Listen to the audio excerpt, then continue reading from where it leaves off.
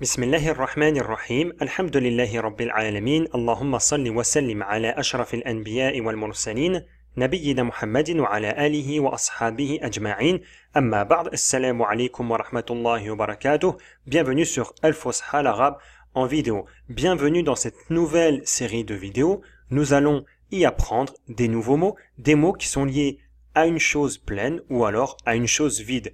Nous avons ici la première partie de cette vidéo. Et nous commençons avec le premier mot. Fulkun mashhounun. Un bateau qui est rempli. Mashhounun va être employé pour indiquer une chose remplie. Il sera employé avec le bateau. Fulkun.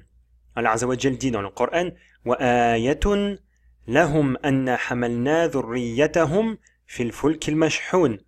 Allah dit dans le sens du verset encore un autre signe pour eux et que nous avons embarqué les pères de leur prospérité dans l'arche surchargée.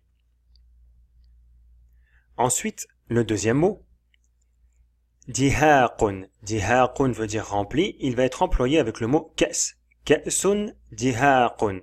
Un verre, une coupe remplie. Allah dit dans le Coran, wa ka'san dihaqa. Des coupes bien remplies.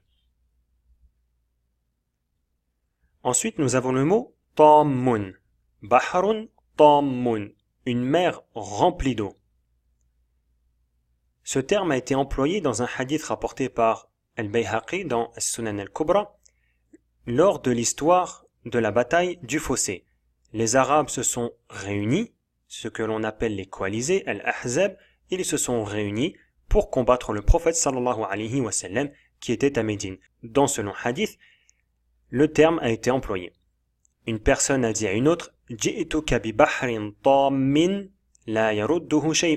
suis venu avec une mer remplie. Ici, le sens voulu, c'est un nombre de personnes conséquent. Et ces personnes-là, tellement qu'ils sont nombreux, ne pourront pas être renvoyés chez eux. Ensuite, nous avons Zajirun. Wadin Zajirun. Une vallée, un fleuve rempli d'eau.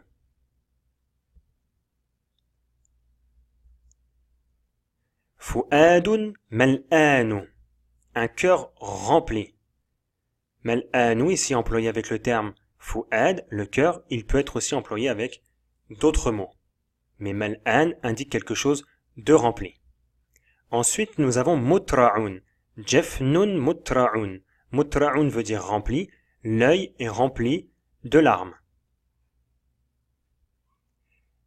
Tharratun. Aynun tharratun. Un étang rempli d'eau. Et enfin, le dernier mot, tafihun. Nahrun tafihun. Un fleuve rempli d'eau. Tafih va être employé avec le terme nahrun.